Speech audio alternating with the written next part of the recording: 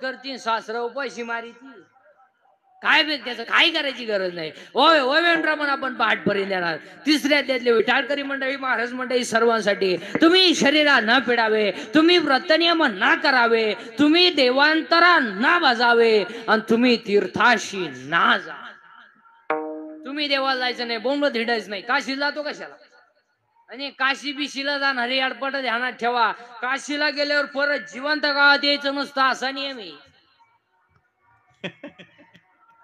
काशीला गेल्यावर मोक्ष मिळतो मग तिथं मारावं लागत हे बावलट काशी देत मी दावेस खात नाही कान बडफोडी काशीला दावेस तुला जायलाच कोणी सांगितलं होतं काशीला पैसे घालवले चिकून आला तर गाय दूध आलं कमी पडली आणि दोन्ही पोरं वाहिली निघली हीच काशी झाली गेलता खाल तिकडे काशी आणि ट्रिपा काढणं आमच्या बाबा लोकांचा धंदा झालाय पैसे उरत या दिवसही निघत या उरलेल्या पैशाचा बायकोला गजरा घेऊन आला दोन्ही काश्या खुश ही काशी खुश ती काशी खुश मग तुम्ही म्हणाला महाराज काशीवर एवढं वाईट कोण बोलला होई आपल्याकडं मोक्ष देऊन उदार काशी होई कीर परी वेचावे लागे शरीर ती हो तुम्ही देवांतरा न भजावे तुम्ही देवाला जायचं नाही बोंबलं धिडायचं नाही तुम्ही देव 9,000चा बोकड कापला देवाला 9,000चा बोकड आणि देवाला वाहिल्या नख्या खुर खुर हे लोक नख्या का आता माहितीये त्या शिजत नाही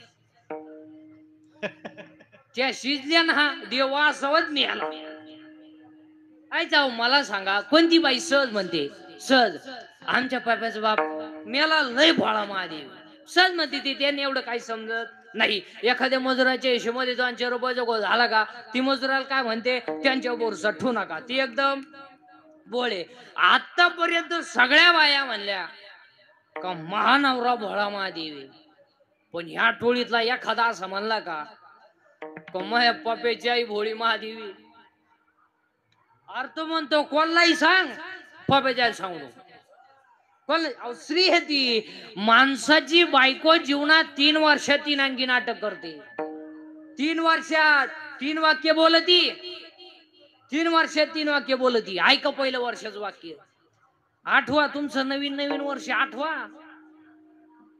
पहिलं वर्ष आहो आहो संपलं पहिलं वर्ष दुसरं वर्ष ऐकलं का तिसरं वर्ष कान फुटले का 4थ्या वर्षी तो म्हणतो दिंडीचं प्रस्थान का आला आमच्या बोकंडी झाला दिंडी तिने कधी बरं इकडे येऊन का सुईना राहतो दिलं एका दिंडीच 2 दिंड्या करून सुटका नाही अभंगात ते 2 मुद्दे संपले तिसरा मुद्दा आज गायकवाद गुंजन मंडळी माय सिस्टीम वाले महिला पुरुष बचत गटाच्या बाय अंगणवाडीच्या बाय सासरी उपाशी मारणार बाया कॉलेजच्या पोरी पळून जाणार पोरी बापुलीचं दाखवणारे पोरी बेवडे बिवडे जुगारी बिगारी पोढारी उद्या म्हणाने कोण मा नाव नाही घेतलं मी कीर्तनात मा नाव नाही घेतलं सर्वांच्या उपस्थितीमध्ये आज या ठिकाणी एवढं मोठं या यात्रा महोत्सवानिमित्ताने एवढं सुंदर या सप्ताहाचं आयोजन एवढा मोठा सुंदर सप्ताह तुम्ही या ठिकाणी करताय म्हणून सगळ्या मंडळींना पुन्हा एकदा मनापासून धन्यवाद देतो एवढं सुंदर आयोजन या ठिकाणी केलंय आणि तसेच आमचे गोरक्षनाथ दादा असतील त्यांना सुद्धा मनापासून धन्यवाद आज सर्व आयोजक सगळ्यांना मनापासून धन्यवाद आणि तसेच आमचे अर्जुन दादा असतील त्यांना सुद्धा मनापासून धन्यवाद यांना धन्यवाद द्यावे तेवढे कमी आहेत की आणि विशेष सगळ्यात भाग्यवान माणसं जागृत देवस्थान आहे आपलं आहे का नाही आजारी का तुम्ही नाही बोलत जा हो जागृत देवस्थान आहे सगळ्यात भाग्यवान माणसं आहे तुम्ही इथलची या देवीच्या दरबारामध्ये तुम्ही राहता या आदिशक्तीच्या दरबारामध्ये तुम्ही राहता सगळ्यात भाग्यवान आणि टाळी सुद्धा वाजवत नाही हेही भाग्यवान माणसं आहेत विनोदाचा भाग सोडा सुंदर असे या ठिकाणी या कार्यक्रमाचं आयोजन केलंय म्हणून सगळ्या मंडळींना पुन्हा एकदा मनापासून धन्यवाद देतो आणि आजच्या कीर्तनाला सुरुवात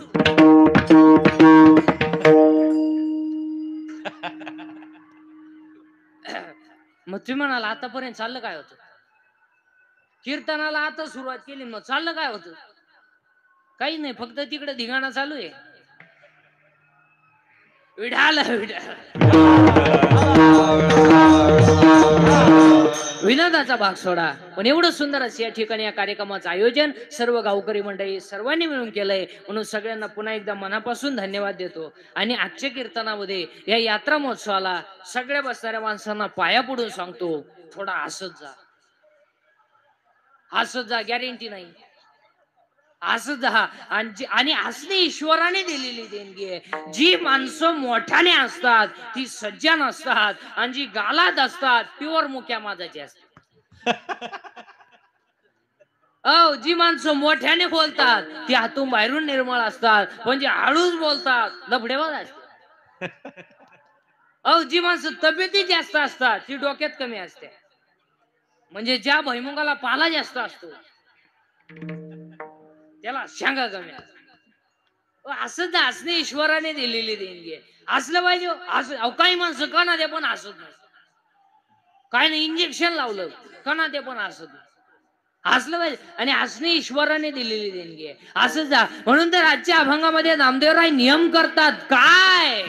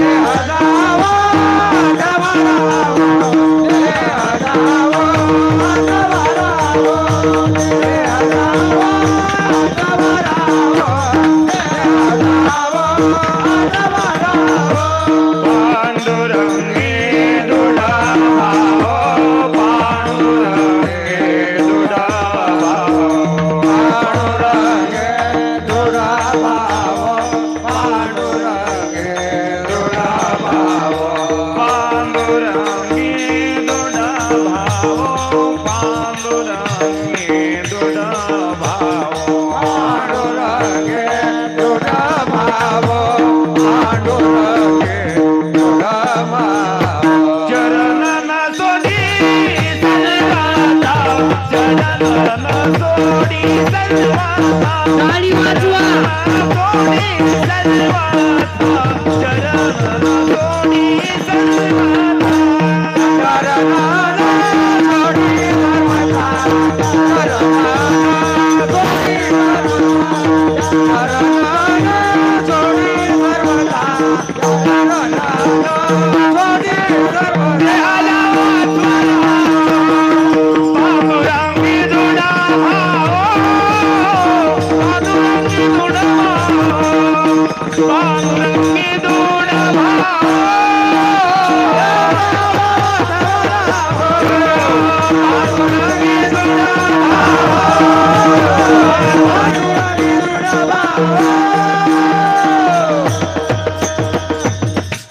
देह जावा अथवा ध्याने नियम करा, आणि कोणता तरी एक नियम करा. आता आपल्याला एवढा मोठा सुंदर सप्ताह तुम्ही या ठिकाणी या माते, आणि विशेष यात्रा महोत्सवानिमित्ताने एवढा मोठा सुंदर सप्ताह तुम्ही करताय, म्हणून आता आपल्याला यात्रा महोत्सवानिमित्ताने काही एक दोन संकल्प करायचे. तुम्ही पटलं तर आम्हाला, नाही पटलं तर नाही म्हणा, पण नुसती कीर्तन ऐकू नका महाराज. आता आमचा आलाय सांगायचा धंदा, तुमचा आला ऐकायचा धंदा. आम्ही निघालो पैसे कमाय, तुम्ही लागली जमिनी का.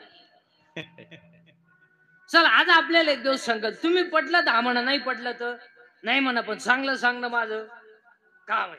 चला, आपला एखादा माणूस मेला की आपण त्याला जाळतो. जाळल्यानंतर आपण काय करतो, त्याची जी राख आहे ती दुसऱ्या दिवशी नदीत टाकतो. तर आजपासून असा संकल्प करा, किती राख नदीत टाकू नका, घरी घेऊन या, गोणीमध्ये भरून घरी घेऊन या, आणि शेतामध्ये एक खड्डा घ्या, आणि त्या खड्ड्यामध्ये ती राख टाका, आणि त्या व्यक्तीची आठवण म्हणून त्याच्यावर एक झाड लावा सगळ्यात कल्याण. का का कारण नदी ही माता आहे. नद्या स्वच्छ ठेवा. महिला मंडळ, तुमची सासू मेली का उश्या वादड्या गाद्या चालली थोबाडवायशीत नदीला घेऊन, आजपासून टाकायच्या नाही. चांगल्या असन धुवून वापरा, नसन पेटून द्या, पण नद्या स्वच्छ ठेवा. आणि दुसरं वाक्य महिला मंडळ, तुम्हाला जर नदीत टाकायचंच असलं तर म्हातारीच्या गळ्यातली मणी टाका, नाकातली नट टाका, कानातलं टाका, पण आजपासून जर तुम्ही उशांग वादड्या गाद्या जर नदीत टाकल्या, तुम्ही पुढच्या यात्रा महोत्सवाला राहत नाही. हे ध्यानात घ्या. विनोदाचा भाग सोडा महाराज, पण नद्या स्वच्छ ठेवा. का? कारण नदी ही माता आहे. आणि आज सगळ्यात दूषित जर काय झाला असेल, नदी नदी आणि पाणी, गॅस्ट्रो, अटॅक, हे जे रोग आहेत, तुम्ही एक अभ्यास करा सगळे एज्युकेटेड लोक. पांढऱ्या पेशी हा आजार पूर्वी नव्हताच. मग जुन्या